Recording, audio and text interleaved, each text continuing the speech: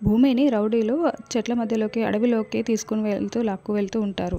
అయితే భూమి ఒక రౌడీని తోసిపడేసి, ఇంకొక రౌడీని కొట్టి వాళ్ళ నుంచి తప్పించుకొని పారిపోతూ ఉంటుంది. అయినా కూడా రౌడీలు ఏమాత్రం వదలకుండా భూమి వెనకాలే పడుతూ ఉంటారు. అయితే భూమి వెనక్కి తిరిగి చూడగా ఆ రౌడీల వెనుక గగన్ పరిగెత్తుకుంటూ వస్తూ ఉంటాడు.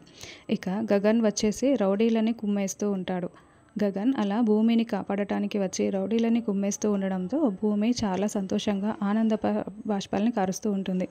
కత్తి తీసుకొని గగన్పై రౌడీలు దాడి చేయబోతూ ఉంటే అయితే గగన్ ఆ కత్తిని కూడా లాగి కింద పడేసి వాళ్ళ కాళ్ళు చేతులు విరిచేసి వాళ్ళని కుమ్మేస్తూ ఉంటాడు. దాంతో ఆ రౌడీలు కాస్త అక్కడి నుంచి పరుగులు పెట్టి పారిపోతూ ఉంటారు. రౌడీలు పారిపోయిన వెంటనే భూమి పరిగెత్తుకుంటూ గగన్ దగ్గరికి వచ్చి గగన్ని గట్టిగా హగ్ చేసుకుంటుంది. భూమి బాగా భయపడిపోయి ఏడుస్తూ ఉంటుంది. గగన్ గట్టిగా భూమిని హగ్ చేసుకొని, నీకేదైనా జరగాలంటే వాళ్ళు ముందు నన్ను దాటుకొని రావాలి. నీ ప్రాణాలకి నా ప్రాణాలు అడ్డు వేసి నేను నిన్ను కాపాడుకుంటాను. మనల్ని ఎవ్వరూ కూడా విడదీయలేరు అని గగన్ మాటలు చెప్తూ ఉంటాడు.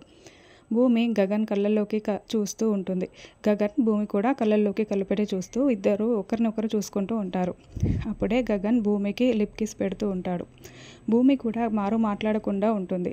అలా చెర్రీ చెప్పిన దాని ప్రకారం గగన్ భూమికి ముద్దు పెట్టేస్తాడు.